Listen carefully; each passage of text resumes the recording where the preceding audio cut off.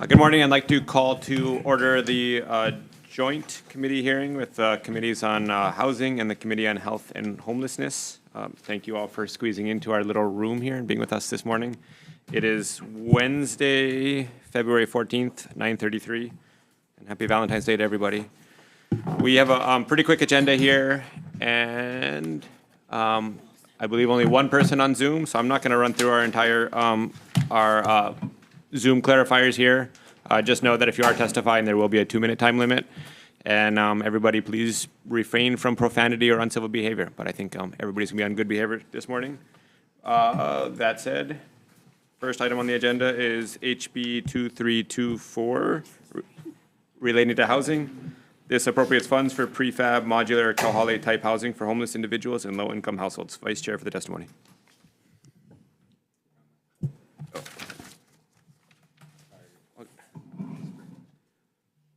Kirby Shaw, Executive Director, Disability and Communication Access Board with comments. Okay. John Mizuno, Governor's Coordinator on Homelessness, in support. Okay. Alice Lee, Council Chair, County of Maui, in support. Pamela Tumpap, Maui Chamber of Commerce, in support. Anyone else wishing to testify on this matter? Chair seeing none. All right, I don't think we have anybody to ask questions of, so we'll go to the next item, which is HB 2326, relating to Ohana Zones. This appropriates funds to the Governor for the Ohana Zones pilot program. Vice Chair for the testimony. Okay. One more time, John Mizuno, Governor's Coordinator on Homelessness. Okay, no. Alice Lee, Council Chair, Individual in Support. Betty Lou Larson, Catholic Charities Hawaii. I see her on Zoom. Sorry, Betty, did you hear me? Okay. Okay, Melissa Pavlovic, Hawaii True Cost Coalition, in support. Anyone else wishing to testify on this matter? 2326. Chair seeing none. All right, again, I don't think we have anybody to ask any questions of. So, that said, let's actually recess very briefly for decision making.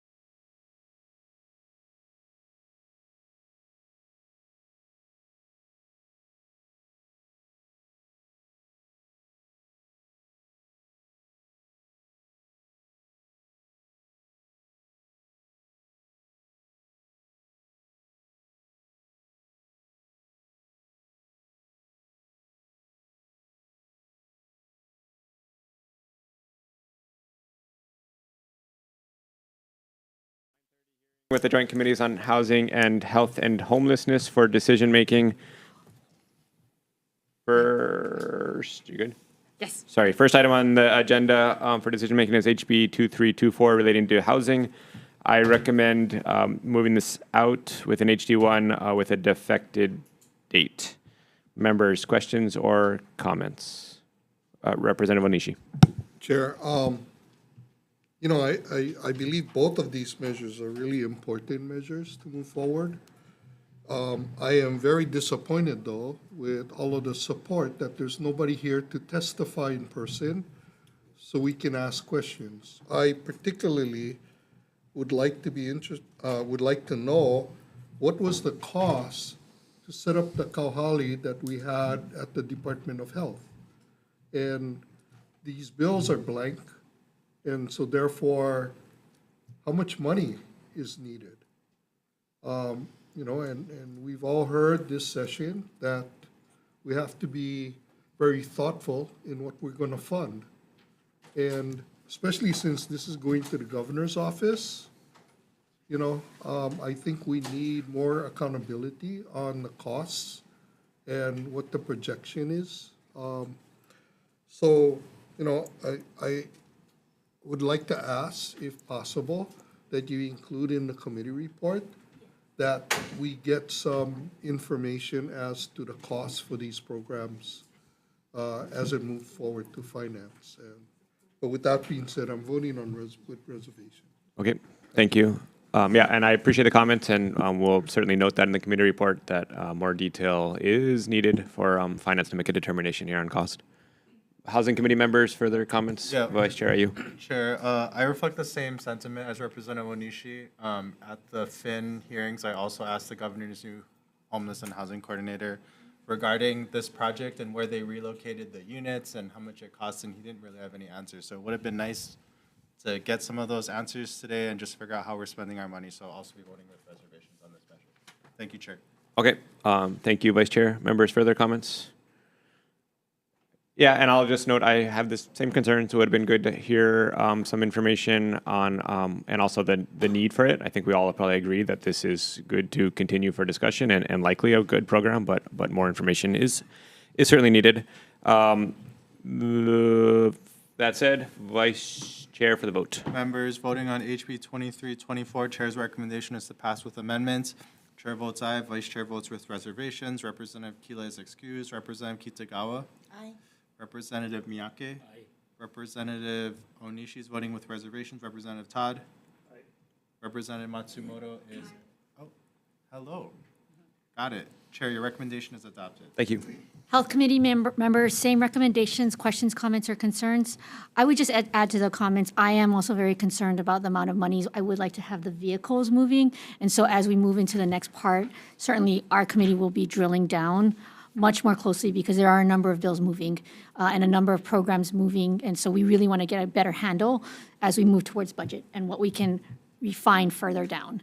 With that, members, any other comments, questions, or concerns? Seeing none, Vice Chair for the vote.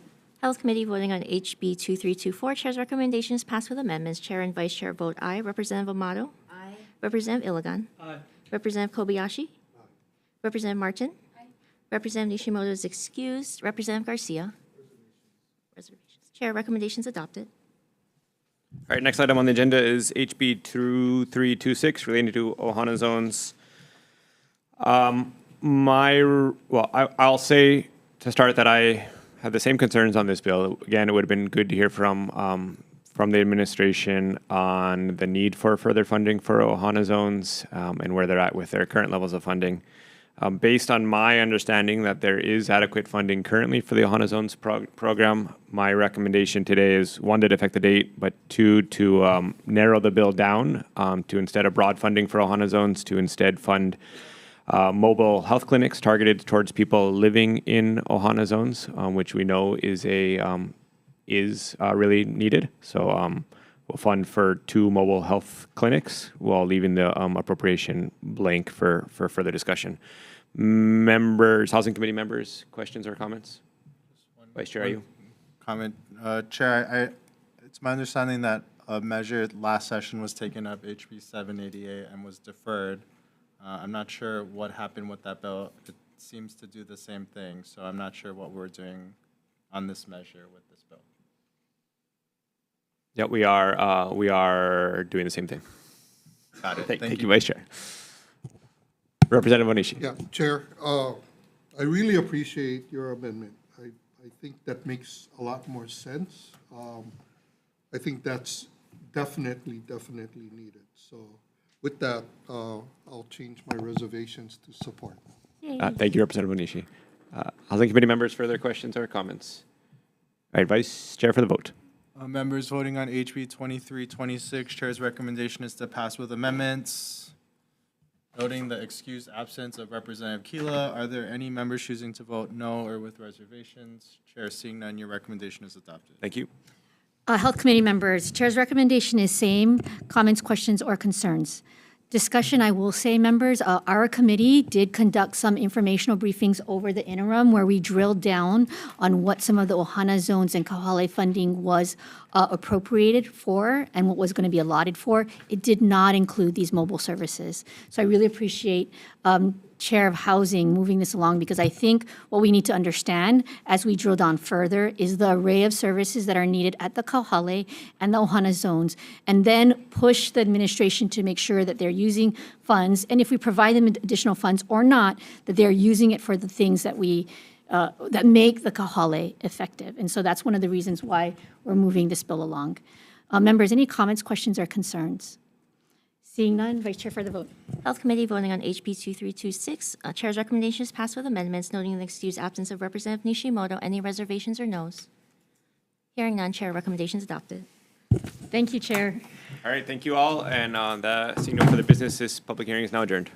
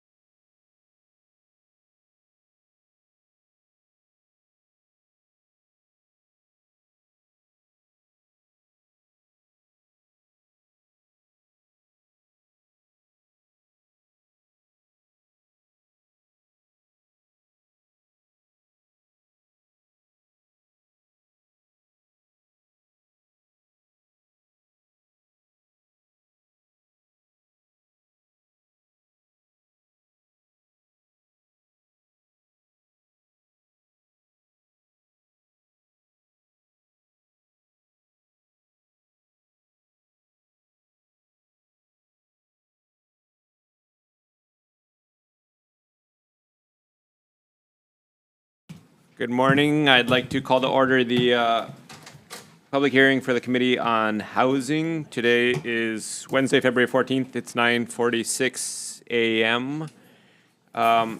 We have a single item on our agenda, which I think we can get through pretty fast. Just some housekeeping notes before we begin. There will be a 2-minute time limit for testimony. Those of you on Zoom, please keep yourself muted and your video off while waiting to testify and after your testimony is complete.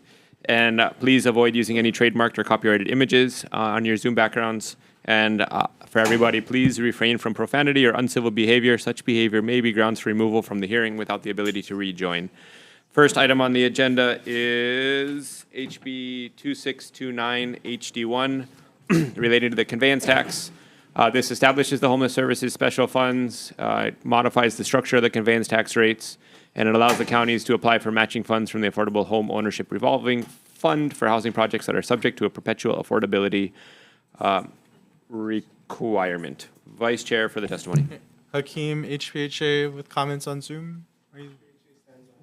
Thank you. Gary Suganuma, Dotax with comments.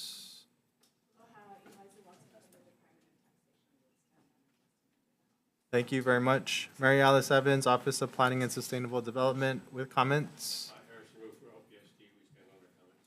Thank you very much. Kathy Betts, DHS with comments. Okay. Dave Penn, on behalf of Don Chang, DLNR. Okay. Aloha, Dave Penn, Program Specialist for Legacy Land Conservation in the Department of Forestry and Wildlife. Department's written testimony supports eliminating the cap on conveyance tax revenue that's deposited into the Land Conservation Fund, and I'm available for questions. Okay. If anyone's going to talk longer than just standing on their testimony, can you come up to the microphone, please? Thank you. Dean Minakani, HHFDC. Thank you very much. Louis Oliveria, BNF, with comments. Okay. Tom Yamachika, Tax Foundation of Hawaii, on Zoom with comments. Thank you, Vice Chair, Chair, members of the committee, Tom Yamachika from Tax Foundation of Hawaii. We have a couple of areas of concern. One is that this is a conveyance tax hike, and it may have negative impacts on the economy, as we mentioned in our testimony. We also are concerned about the tax earmarks and the proliferation thereof.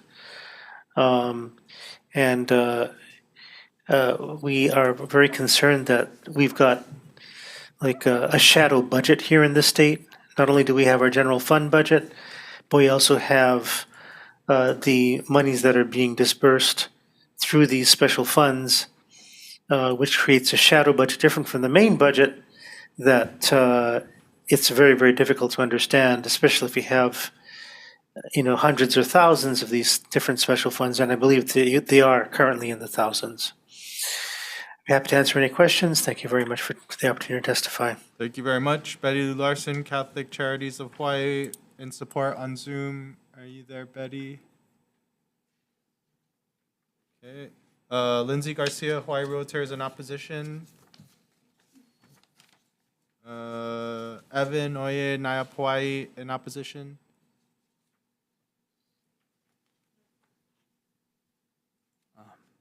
Good morning, Chair, Vice Chair, members of the committee. Evan Oy on behalf of NIAP Hawaii.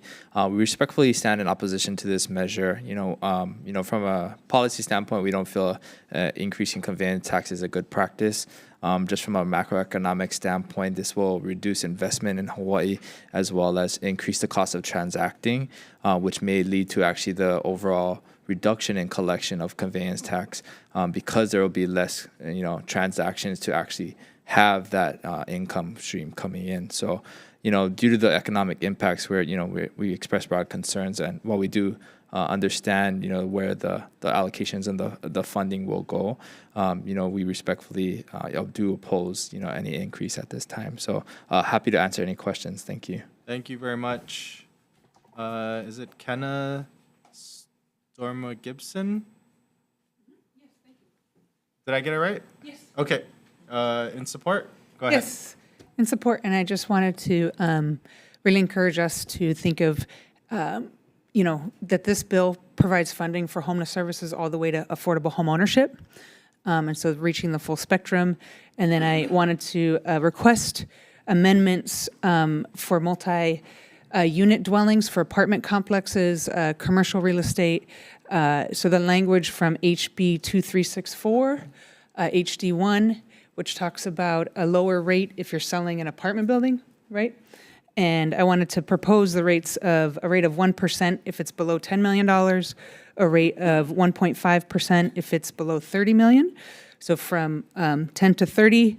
And this is because this is an alignment with commercial properties that are taxed in New York, that are taxed in small places like Aspen, Colorado, Crested Butte, and then at a $30 million and above, a 2% rate, so that it's not getting jumped up because we're talking about commercial properties, but still more in alignment with what are normal rates on the continent for commercial properties. Thank you very much. Thorne Abbott, individual in support. Okay. Summer Yadao, individual in support. Renee Ng, individual in support. Oh, sorry. Go ahead. Hi, good morning. I'm Samaria Dao. Yes, I am in support of HB 2629, mainly because housing has become commodified and is no longer seen as a human right. And throughout the world, actually, right now, there are countries that are realizing that it is a human right and are taking steps to make sure that it is so. And we visited Barcelona, Spain, Finland, where they're taking measures to use their government funding to make sure that there is housing for the people and it's not just commodified. Real estate is a multi-trillion-dollar industry, so it is not in any way going to be impacted by us taking the necessary measures needed to house our people right now. Throughout the world, we're known as having a houseless crisis, homeless crisis. Lahaina highlighted this issue, and we need to make this drastic step. Yes, it's a big jump. Yes, it's a big ask, but the people who can afford these places, which are multi-million-dollar places, which people of Hawaii obviously are not able to afford because our income does not allow us to purchase these places, they're coming from outside. So their investment is in the home where they can make money off of the property. They're not invested in it as we are, as people who have the heart here, who have roots here. So to ask them to pay a little bit when they buy a place here, to create a fund and to put more into the funding that we have already for affordable housing, it's not a big ask. And people are not gonna stop buying places here. This is Hawaii. Everybody knows how beautiful it is. And it's only fair that they put in their share to have privilege of having a piece of paradise. And Kanaka Maoli are, the proportion of people who are houseless are great, and they're from this aina. We've benefited, all of us have benefited from their culture. We sit here today and we live here. We love it here because of that culture. But the people who allowed us to have and enjoy this culture are suffering. Uncle David on Kauai, he has no legs, and he's houseless, but he's the hardest worker you'll ever meet. He still weed whacks. He puts up tents on his stumps. There's people giving birth on the streets. There's people who are going through cancer treatments on the streets. This is Hawaii. Where is our humanity here? We need to take steps for humanity now, and not for just making money. So please ask you to support this bill. Mahalo. Thank you. Renee Ng, individual in support.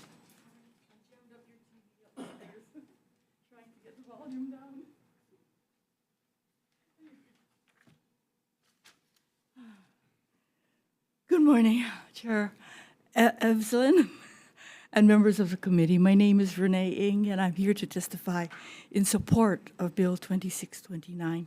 You have your testimony in front of you, and I will be reading it. Now, as we struggle to deal with our housing crisis, it's enormous, and it was heartening to find out, as Senator Stanley Chang has mentioned, that Vienna has the tools that Hawaii has and have used them effectively to very impressively build their housing, affordable housing market for 60% of their population, and we can do it too. But having just tools is just a prerequisite. Vienna threw a lot of money at affordable housing and to solve it, and we understand that money is the make or break factor if you're going, that it determines success or failure. Hawaii's conveyance tax is our only existing continuously generated revenue stream to fund affordable housing. We need it, but this is our only revenue stream, and it is so little. Presently, it's only about half a percent up to 1%. Hardly enough to do anything effectively. At the very least, shouldn't we be taking action to raise the conveyance tax the way others on the mainland have done in order to get their crisis under control? This bill, Bill 2629, raises the conveyance tax on high-end units bought primarily by investors. Not too many people in Hawaii can afford $2 million condos, okay? Raising this one-time tax from our present 1% up to 2% for units $2 million and over, and up to 4% on units $10 million and over will be paid by investors who can afford these prices without even blinking an eye. But that money paid in means a lot to Hawaii's people, and it will make a big difference in many of Hawaii's people's lives.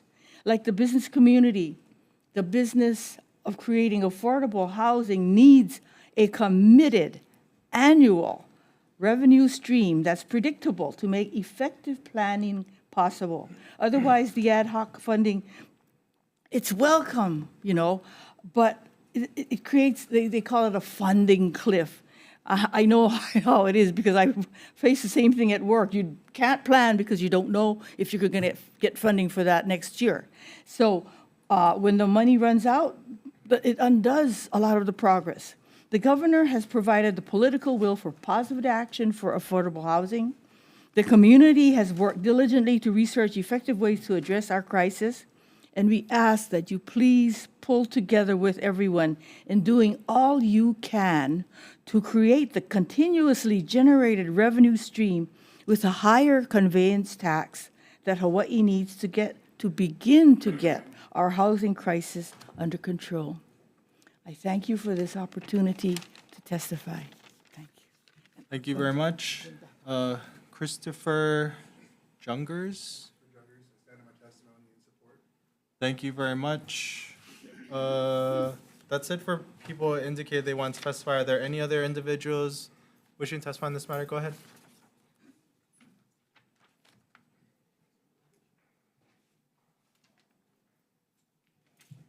Aloha, Chair Evslin, and member of the House Committee. Please support HB 2629. We need dedicated funding for our houseless community members and more affordable housing. My name is Rowena Contreras Pangan. I am the Executive Director of the Ho'omana Thrift Shop on Kauai in Kapa'a. Every Friday, I close my doors to offer food, hot showers, and support to our houseless community. They walk for hours to receive services from us. I first started providing food and services during the pandemic, and the number of people have grown from a few dozen and now to between 160 to 200 every week. Last year, I served nearly 600 unduplicated residents on the island of our beautiful Kauai. Our community members and our people need help. And more than just a meal, we need money for housing and staff for houseless services. Currently, the island of Kauai only has 2 outreach services workers to serve our beautiful island of 1,000 houseless residents. We must do more than and help. HB 2629 would be a one-time tax on multi-million-dollar homes to help those who are struggling to have housing security.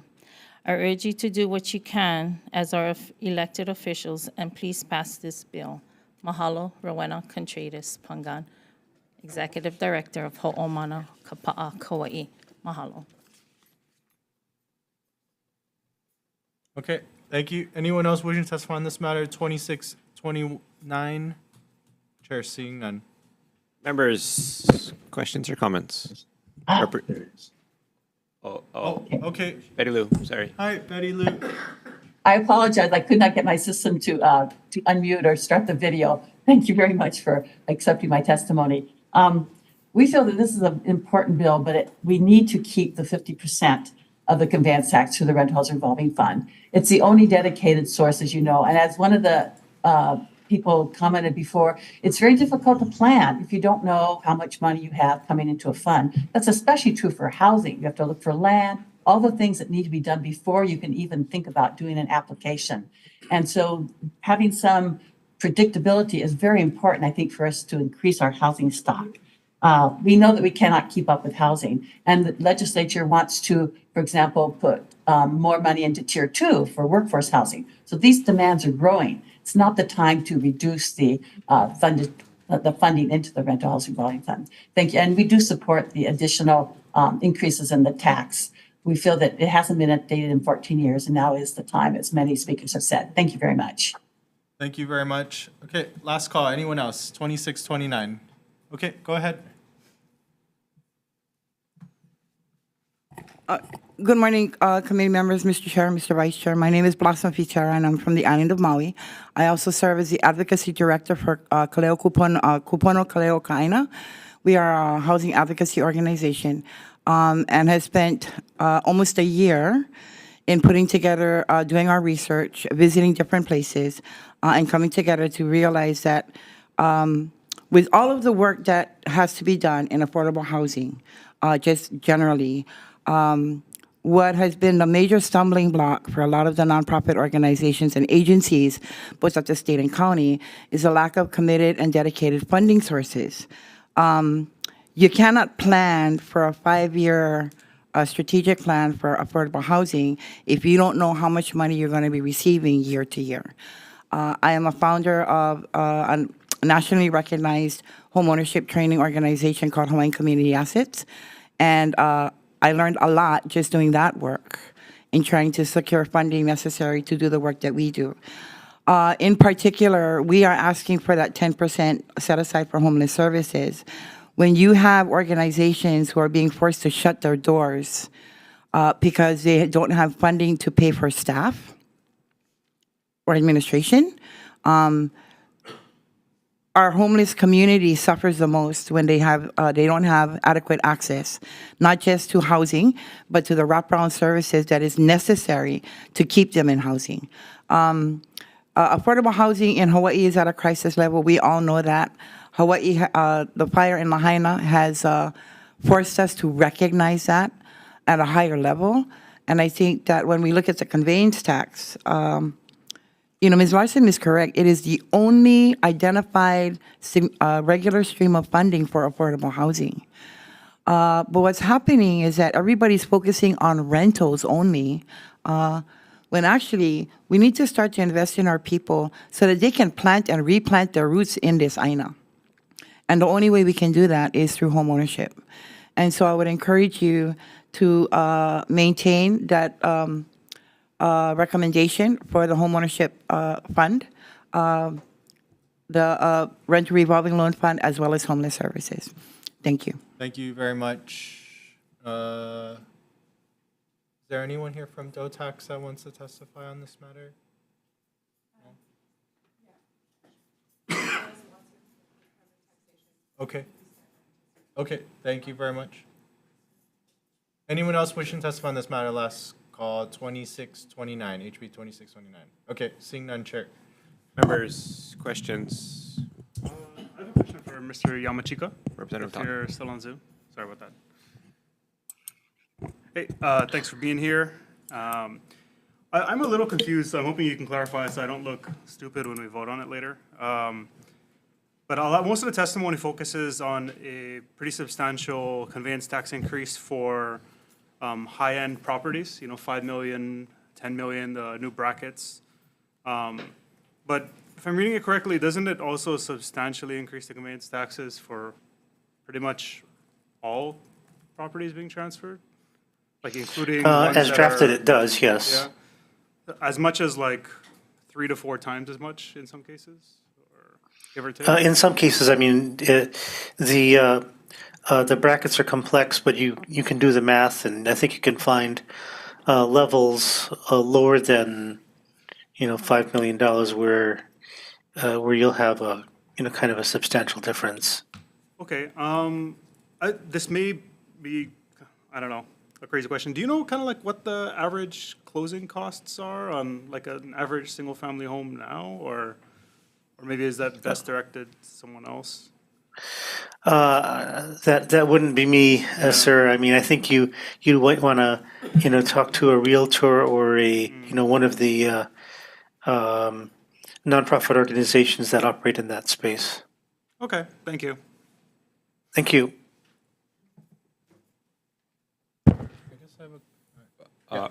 Vice Chair, are you? And then I Representative just have a question for DOTAX.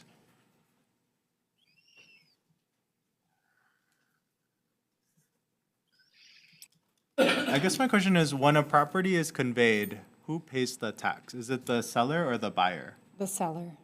Okay, so if whoever owns it, they pay the tax and it's not necessarily mainland. Okay, I guess that's, okay, sorry, just ignore that train of thought.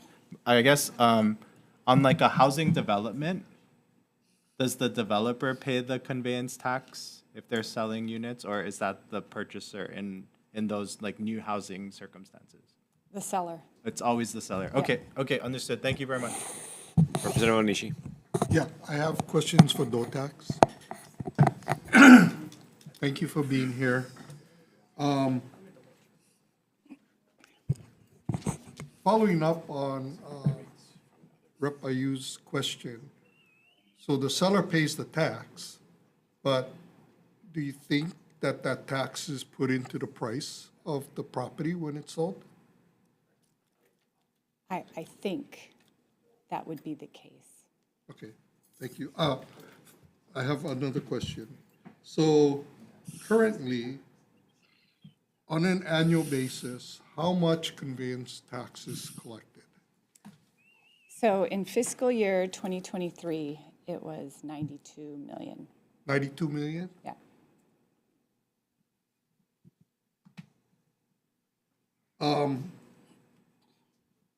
How much will these amendments to the conveyance tax raise based on 2023 sales? So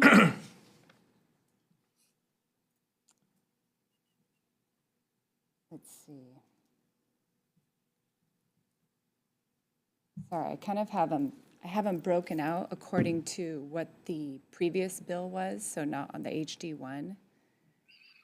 So the I would have to add them all up. 28%, 30 plus 50. I mean, it looks like it would more than it maybe would double. Sorry, I would have to add it up. About 180 million? Yeah. 30, 40, 50, 100, maybe 100, maybe a little less than that. But I can get you those numbers. Okay, I can if you could report get those it to your the office. chair, Yeah, I think that would be very helpful. yeah. Based on your testimony, so for properties that have a value or were sold for less than $600,000, this bill would essentially raise the tax by 400%. Goes from 10 cents to 50 cents per hundred. Yeah, for anything under 5 million. No, I'm talking about right now. Right, yeah, right? yes, For right. properties with a value less than 600,000, it would raise the conveyance tax 400%. Right, less than 600,000 from 10. And for properties under $1 million, it would raise it 150%. Correct? Yeah, Okay. We're trying to provide more affordable housing.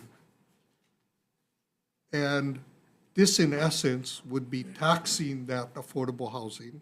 I mean, I think many of us consider anything under $1 million right now as affordable. But we are taxing supposedly the people we want to buy these homes, our residents. We're giving them this huge tax increase.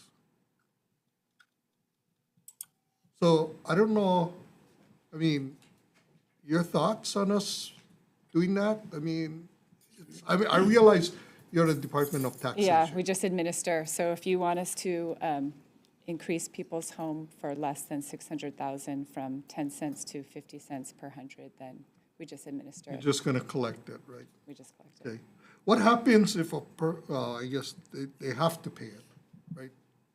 Okay. There are I some think- exemptions, but yes, Yeah, a few exemptions. Yeah. thank you. Chair, if I might, Yeah, Hawaii Housing? Yeah, please continue. Wait, could I ask one more question? Sorry. To Oh, Total okay, Tax? yeah, go ahead. Do you have a breakdown of the homeowner exemption, the difference in like the homeowner rate for tax versus the non-owner occupant rate? How much we generate currently and how much more we would get? So you mean currently how we have two rates? Yep, because this bill is gonna phase out the owner occupant Right. rate. We do not keep statistics on what was collected on those two rates. Okay, do you know what the old owner occupant rate was, say for 600,000? Is that 0.1 per hundred? It's a little bit more. So if the purchaser does not have that homeowner exemption, then I think it's 15 cents per hundred. Okay. As I recall, it's in statute. Okay, So okay. it's a little bit more for, I think, trying to capture people who don't have an exemption, so maybe people who are. But we're from phasing that Hawaii. out with this bill? Yeah, Okay, that's not thank bad. you, understood. Sorry, one quick follow-up, and probably don't have it in front of you, but there is another conveyance tax bill, HB 2364, HD1. By chance, do you folks have estimates on what that bill would raise? And now, because we have two kind of competing conveyance tax bills, so just trying to compare the two. And granted, we didn't warn you about this question beforehand, so it's okay if you don't have it. By chance, Well, you are amazing if you do. 2364? Yeah, We've calculated some numbers. okay. Yeah, sorry, could you We can provide? submit it, yeah. You don't have it, just even a total value right now? I mean, this isn't my bill, so, Even ballpark. okay, so rental housing, lawn conservation, and dwelling unit funds will go up. So fiscal year 2025, there's cap and no cap. So just total revenue collected. I'm trying to figure out the 7.4, difference with the 40% RHRF compared to the 50% and what that would mean. So it doesn't look like, I should probably give you these numbers. It doesn't look like there would be such an increase in conveyance tax as much as this bill, HB 3264 would have less of an impact of revenue. Yeah, but so you don't have a ballpark estimate of revenue though, if, So fiscal year 2025, it looks like the general fund will go down 5.8 if we don't have caps. okay. But total And revenue the rental housing collected. revenue will go up 4.3, and the land conservation will go up 2.8, and the dwelling unit fund will go up 7.4. So 7.4 plus 2.8 plus 4.3 minus 5.8. Okay. Okay, Okay. thank you. Sorry, Representative Onishi. Yeah, for Hawaii Housing? Or public housing, public housing. Thank you, Ben.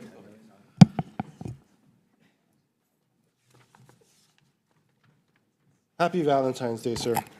Ben Park, Public Housing Authority.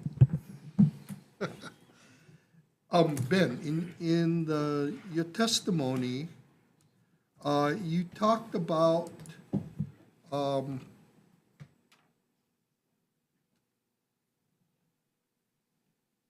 like administrative bureaucracy. Can you expound on that? In our testimony, we supported the intent, but we just wanted to inform the committee that the homeless programs were taken out of HPHA in 2010.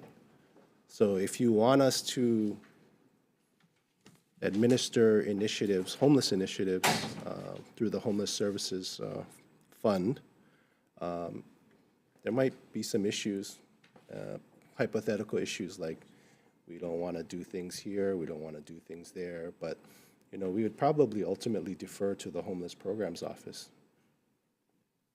So in essence, you would have to set up people to administer the special fund? Or do Yeah. you have capacity already? Capacity is always an issue for us. So to be on the safe side, I would say yes. We'd probably need maybe another position or two. Versus DHS, who already have a mechanism to address what this is trying to address? I'm not going to say what DHS can do or can't do, but we do have separate budgeting functions, different budgeting offices. Okay. So in the bill, it talks about the monies in the Homeless Service Special Fund shall be used by the authority for homeless services and supportive housing. What's your take on homeless services? What homeless services would the authority consider providing? Well, most of it would probably be for development. So if it's homeless services, we could work with DHS Homeless Office to create, I don't know, more kauhale. We could help create supportive services, supportive housing, and include them in the discussion to include which services the development should have. Well, it does talk about supportive housing, which is what, housing is what you guys do. Yeah. Right? I'm wondering what you would consider to be homeless services, because that's not my understanding what you guys provide. It's a good question, sir. Except for our preferences for public housing, homelessness, we don't really do homeless services. Okay. Can I have one more follow-up question? Yeah, please continue. Okay. The bill also talks about an affordability clause that keeps the property affordable in perpetuity. Do you have wording for that clause currently in any of your programs? Well, we have that in our current development agreements. I don't have it verbatim with me, but I can get those words for you. Can you kind of just outline what that might be? How does that work when we're talking about affordable houses for sale? Well, I don't think we would do sale. We'd probably do rentals for homeless or supportive housing. But because we usually own the land, we'd put lease provisions to go along with the development agreement to ensure that there's affordability in perpetuity. Well, this is under the counties, right? So it says the counties may be eligible to apply for matching funds from the fund, provided that blah, blah, blah, blah, blah, matching fund, and then it lists 4 criteria. And one of them is affordable clause that keeps the property affordable in perpetuity. That's just something that HPHA would do. That's the only example I can give you. Yeah, but, so you guys do basically rentals only? Pretty much. We're trying to do some 99 leasehold tower, but other than that, we're rental housing. I'm sorry. So you said the HPH? Who does the affordable housing ownership? I believe it's the Hawaii Housing Finance and Development Okay. Corporation. Can they come up? Chair, is that? Yeah. Okay. Thank you. Yeah. Greg, thank you.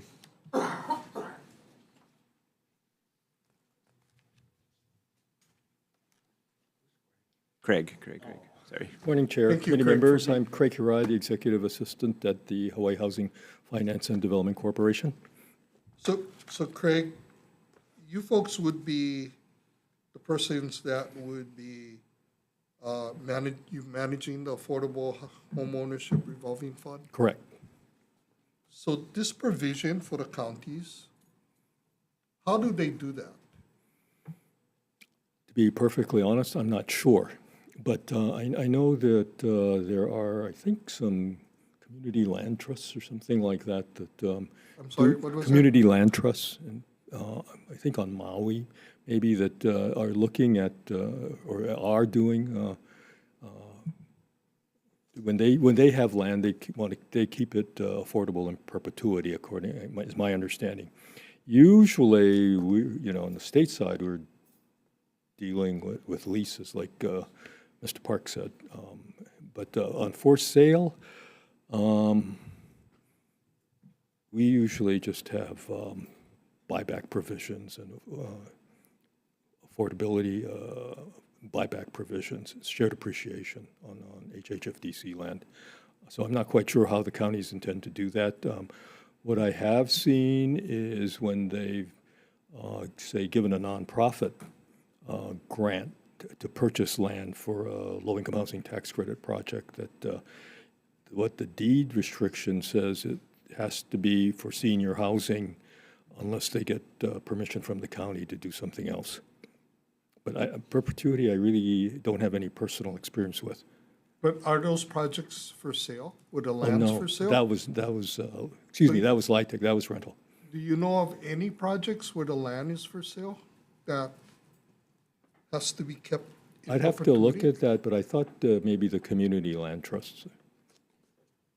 They sell the land? They sell house lots, yeah, but they have to, I think they repurchase them and resell them. Okay, so there's basically one example. I believe so, yeah. Okay. Okay, thank you, Chair. Thank you, Representative Onishi. Kenna, do you, or if you have a follow-up answer to how perpetual affordability would work, you can come up. So the island of Kauai actually has a leasehold in perpetuity for sale program. It's quite popular. There's 400 people on a list for only 40 homes right now. But essentially, you buy the home, you get a mortgage, and it can increase by 1% in value per year. So you are able to earn some equity. It's just set by a formula. Now, it's a small program. It's only 40 homes, right? And I believe it started after the recession. So they were able to use some funds after 2009 to start the program. And then there's the land trust on Maui, and DHHL is essentially a version of that program, but of course only for Hawaiian Homelands beneficiaries, right? But essentially Hawaiian Homelands is affordable in perpetuity for its beneficiaries. Well, okay, but it's tied to there's deed restrictions on it. Sorry, let's not have a conversation. If you want to come up and can further clarify, thank you. So I spent the last 30 years advocating on behalf of beneficiaries for Hawaiian Homelands. And while they are able to participate in affordable housing programs such as Habitat for Humanity, the lease restriction on the land is subject to blood quantum, federal law. Only 50%ers can purchase or live, right? So, but the cost of the house can go up to market price. And in fact, there was one instance where a family was able to participate in Habitat for Humanity. The house cost $210,000, I believe, and 2 years later they sold it for $600,000. Okay, and they were able to pay off the loan at Habitat for Humanity and walked off with $400,000 in their pocket. Okay, so and it's been an ongoing issue about homes being built for affordability purposes, only to be sold on the open market because there's no restrictions on it, okay? So the Community Land Trust on Maui, Nahaleo Maui, was started up in response to the lack of affordable housing on Maui. They work very well with our county. They purchase a property independently, and then they construct a home. They sell it to a qualified individual who makes 80% or between 80 and 120%. And they're able to sell their house, but there are affordability restrictions attached to it. Income level is still in play, and there is a limited equity that they're able to secure. The land itself is actually a 99-year lease, right? So, and it's worked very well. Unfortunately, again, there's insufficient funding for them to be able to expand that program. They're only doing it one house at a time. Prior to the fire in Kahoma Village, Nahali Omai was able to secure 10 lots with the developer, was able to put their program into action, only to have it burned down 14 months later. Okay, and so these families are out on the street. One of the things that I really wanted to emphasize is that across the country, every single state in the continent has increased their conveyance tax rates to 4%. Hawaii is the lowest in the nation in conveyance tax. They use their money, their conveyance tax money, to pay for their affordable housing programs. And they have been immensely successful in addressing that need.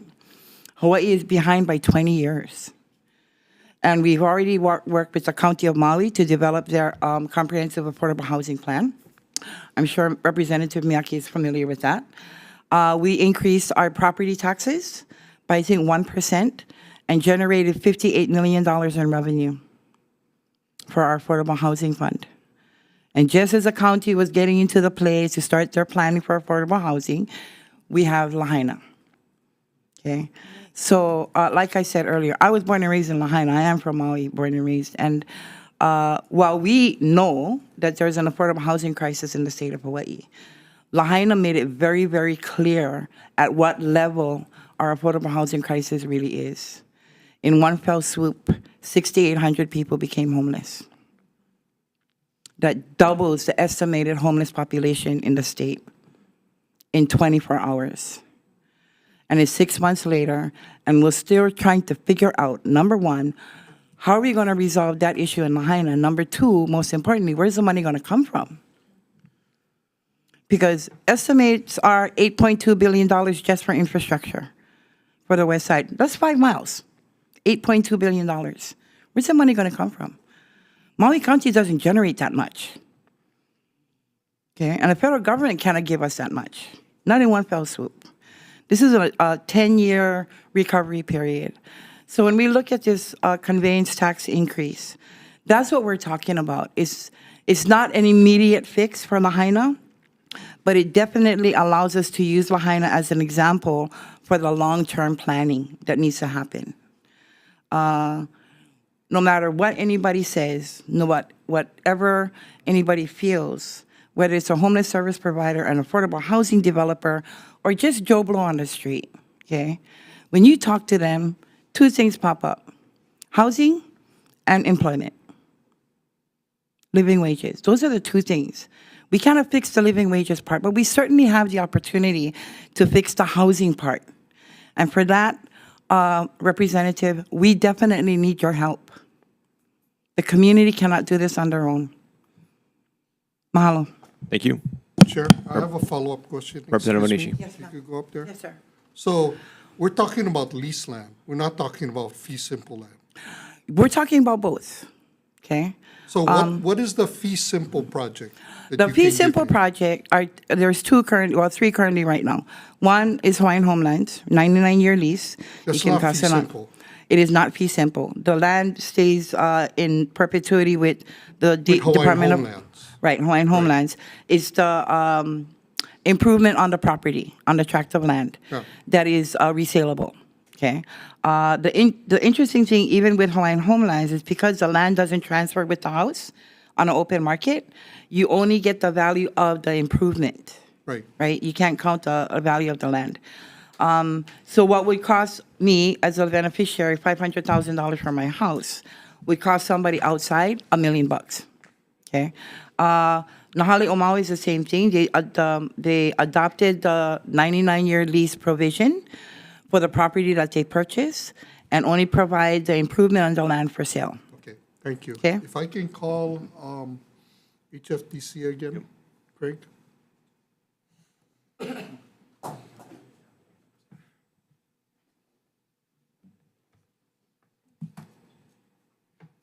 Craig, so under this Affordable Home Ownership Revolving Fund, a project where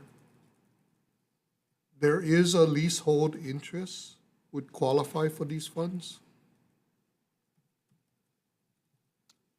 You know, I didn't bring it up with me. I wouldn't know why it wouldn't if it's affordable for whatever. I think there was one provision in there for for 30 years. A 30-year lease? Well, it had to be affordable for 30 years, I think. I should have brought it up with me. But the land's leased? Yeah, I know, but it could, well, you're talking about for sale or rental, because, I'm talking about this program, this Affordable Homeownership Revolving Fund. So under this fund, can you do projects where the land is leasehold?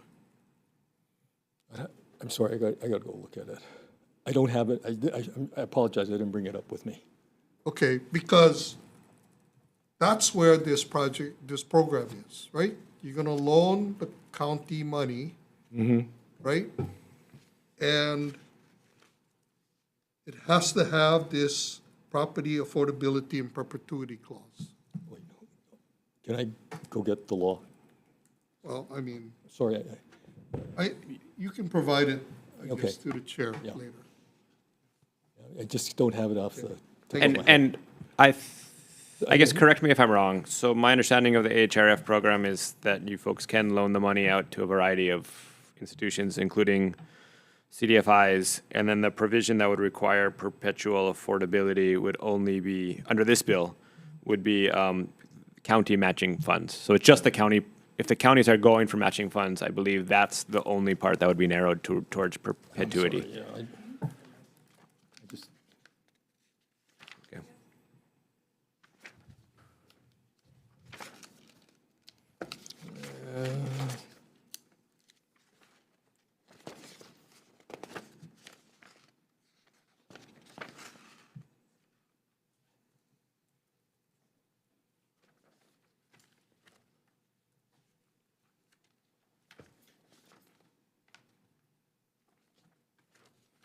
I think I was reading the rules.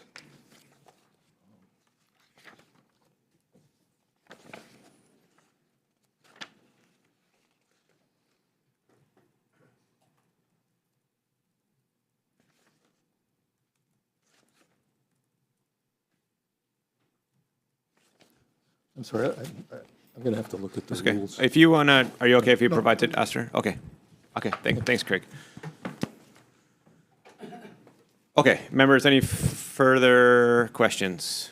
All right, let's recess for decision-making.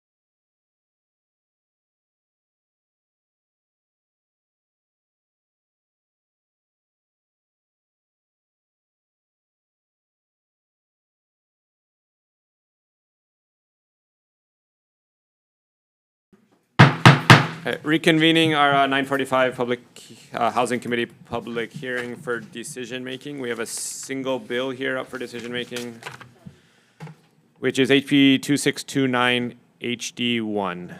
And I do have a fair number of proposed amendments, which I'll dive into in a second. Let me just say, for my personal opinion, I do think it is important to have dedicated funding sources for a number of the provisions in here. And I think it helps for long-term planning purposes, and just because we obviously need funding for these programs. My concern with this bill as written, as we discussed today, was the increases that it would have on owner-occupied properties, which could be pretty drastic increases in some cases. And we do, at the moment, have two conveyance tax bills moving simultaneously. And I am more comfortable with the rates from the other conveyance tax bill, which are really targeted towards non-owner occupied structures, and especially those rate increases start to kick in high at high value non-owner occupied. And the other conveyance tax bill, in this committee, we amended it to create a large carve-out for multifamily units. So it assures that essentially for all properties under $6 million, no change for owner-occupied. For multifamily, essentially no change. Also, the big change is going to be, again, high-value, non-owner-occupied. So those are the rates that I'm comfortable with. And my hope here with the amendments, which I'll dive into in a second, is essentially just to create two vessels here for conveyance tax, which are near identical, except one contains allocations to the AHRF and the Homeless Services Program, and the other one does not. And then finance can choose either or none of those, because they're both going to be going to finance. So that said, my proposed amendments are technical amendments for clarity, consistency, and style. Adopt the language provided in testimony from HHFTC regarding price-restricted affordability and permanent affordability, to transfer the Homeless Services Special Fund to the Department of Human Services rather than the Hawaii Public Housing Authority, as I don't think they're set up to do those types of things. And then in Section 4, where it sets the rates, to essentially just adopt the rates from HB 2364 HD1 and insert them into this bill, which again sets up a multifamily tier structure, no changes for most owner-occupied, while retaining the additional exemptions here and adding the exemption from HB 2364 HD1. And then for Section 6, which is the allocation from the fund, add an 8% allocation into the dwelling unit revolving fund for the purpose of funding infrastructure in TOD areas, which I think is a really important mechanism from HB 2364, and that we need to be investing in infrastructure in order to support housing at all levels. And then in order to get that 8%, reduce all of the other allocations by 2%. So this should still, given the increases in high-value homes, this should still result in an increase of funding essentially to all these programs, especially because we're getting rid of the caps. And then one more, remove the provision that requires consultation for the comprehensive affordable housing plan. And I just think that this could be overly burdensome for the counties to figure out 1% of the population is undefined, what are they consulting on, et cetera. So they still need to develop the plan, they just won't need to consult with 1% of the population. That's it. Sorry, I know there's a lot there, but members, any questions or comments? Representative Todd. Hey, thanks. This is the first time I'm talking on a bill. I've barely been talking Transportation Committee. Just thank you for your changes. I think that the bill came in, I think the conveyance tax in general is a pretty blunt tool, and it was even blunter when it was applying pretty much everywhere in the original language, so I'm glad you made those changes. I think the concern I have, we're all kind of trying to deal with the fact that there's this original sin in the state constitution, kind of perpetuated by the sugar plantations, so that we have the lowest property taxes in the entire country and the highest state taxes pretty much anywhere. And we need to find a way to rectify that. But my concern with the conveyance tax specifically is that while it does remove some profitability from speculation and from these large transactions, it doesn't put any pressure to sell. And the property tax does. I think that we need some sort of broader conversation, and this bill isn't going to solve everything, obviously. but I'm happy with the changes you've made, and hopefully we can find something in the future to further incentivize speculation, land banking. And I know that technically these costs are borne by the seller, but that's not how things actually work in the market.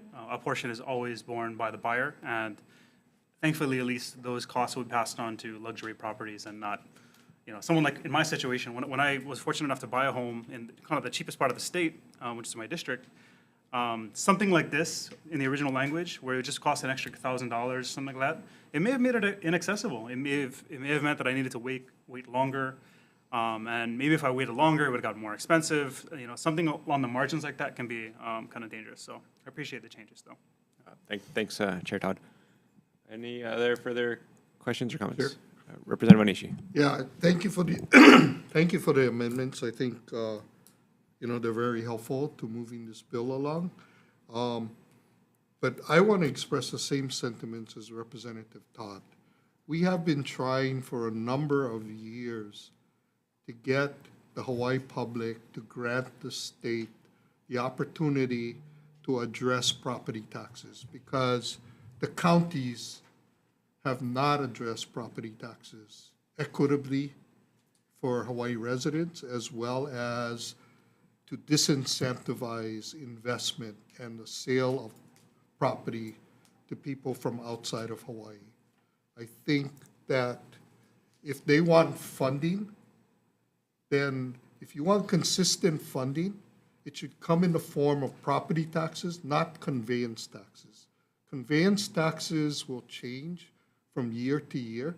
It might go up, and the only reason it goes up is because property values go up because we're selling more properties to outsiders. So to me, this is not the right mechanism. We should be trying to increase property taxes realistically and protect Hawaii residents with the in terms of how much we're going to tax them for property. But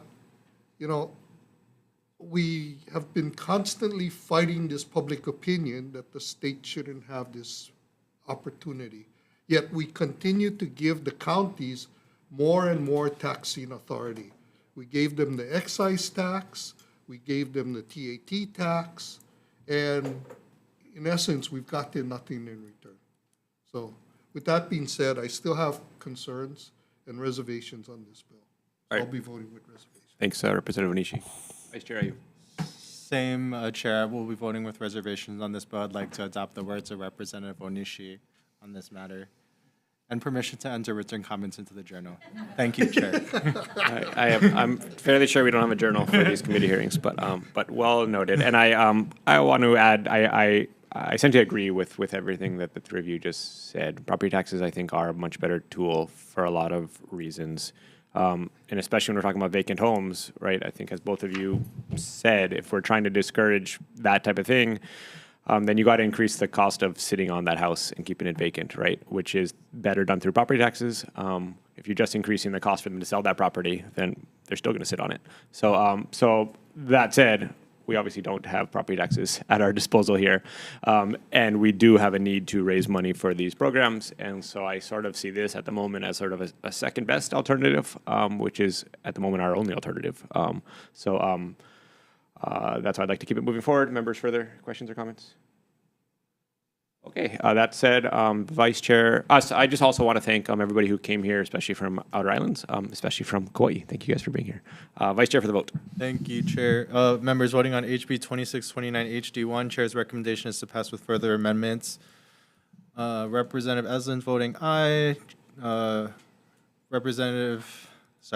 Chair voting aye. Vice Chair voting with reservations. Representative Kila. Representative Kitagawa. Representative Miyake. Reservation. Representative Onishi voting with reservation. Representative Todd. Aye. Representative Matsumoto. Aye. Chair, your recommendation is adopted. All right, thank you all, and seeing no further business, this hearing is now adjourned.